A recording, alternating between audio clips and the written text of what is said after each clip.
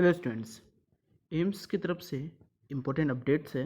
AIIMS ने examinations के regarding guidelines जारी की हैं। वो सारी की सारी गाइडलाइंस मैं आपको इस वीडियो में बताने वाला हूँ, तो इस वीडियो को बिना स्किप किए हुए पूरा एंड तक एक बार ज़रूर देख लें। हेलो स्टूडेंट्स, एम्स के जो एकेडमिक कोर्सेज़ के लिए जो एडमिशन्स के लिए जो एग्जामिनेशंस की डेट रखी गई, वो डेट आपकी 11th ऑफ द जून रखी गई।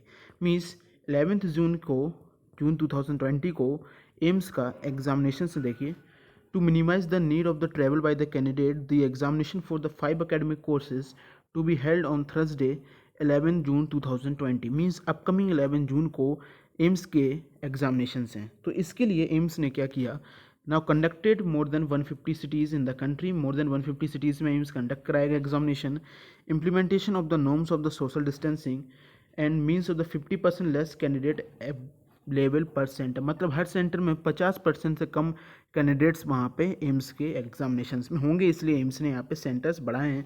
तो पहला यहाँ पे सोशल डिस्टेंसिंग मेजर करने के लिए ये एम्स ने कदम उठाया है।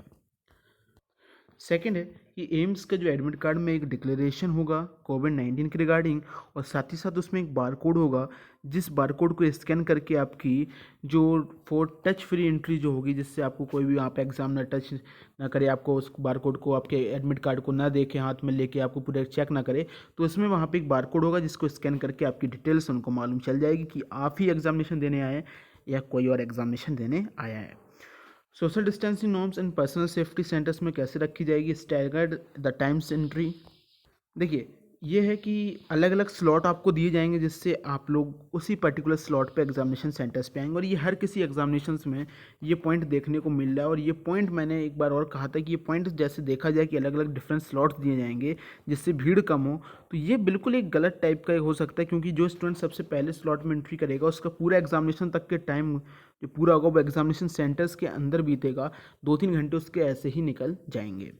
नेक्स्ट है बारकोड स्कैनिंग। आपको अभी बताया कि इस गेट पे बारकोड स्कैनिंग की जाएगी। Hand hygiene are candidates to be required follow the hand hygiene procedure during entry registration and the examination hall. आप एंट्री करेंगे, रजिस्ट्रेशन करेंगे एग्जामिनेशन हॉल में। जैसे ऑनलाइन एग्जामिनेशन होती है तो आपको वहाँ पे थंब प्रिंट रजिस्ट्रेशन करवाना होता है, आपको अपना जो वेरीफाई करवाना होता है, तो उसके लिए भी यहाँ पे हैंड हाइजीन रखी जाएगी। फेस मास्क जो होंगे वो कंपलसरी यहाँ पे किया गया है, और ये बिल्कुल सही है।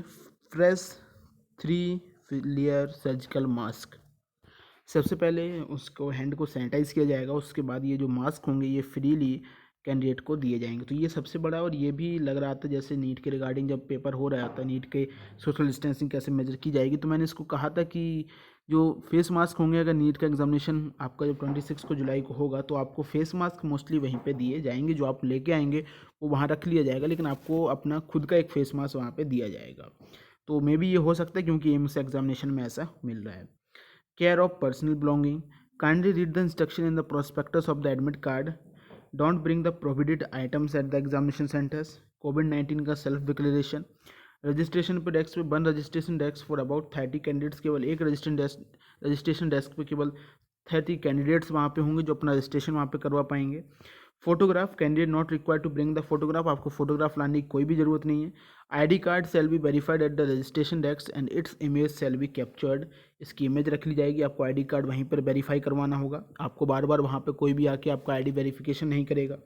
Sanitisation of the computer note, जो कंप्यूटर की डेस्क होगी, कंप्यूटर के जितने भी होंगे आपका, वहाँ पे उसको सैनिटाइज किया जाएगा। सोशल डिस्टेंसिंग के साथ सीट मैनेजमेंट वहाँ पे किया जाएगा।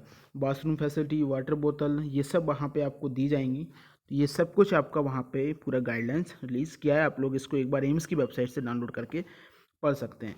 11 जून को जो होने वाला जो एम्स का एग्जामिनेशन है, ये एग्जामिनेशन ही डिसाइड करेगा कि आगे के एग्जामिनेशन कैसे कंडक्ट कराए जाएंगे। अगर इस एग्जामिनेशन में 1% ऑफ द स्टूडेंट्स भी, less than 1% of the students भी स्प्रेड हो गए अगर किसी में भी कोरोना वायरस, तो आने के एग्जामिनेशन पे सवाल उठ सकता है।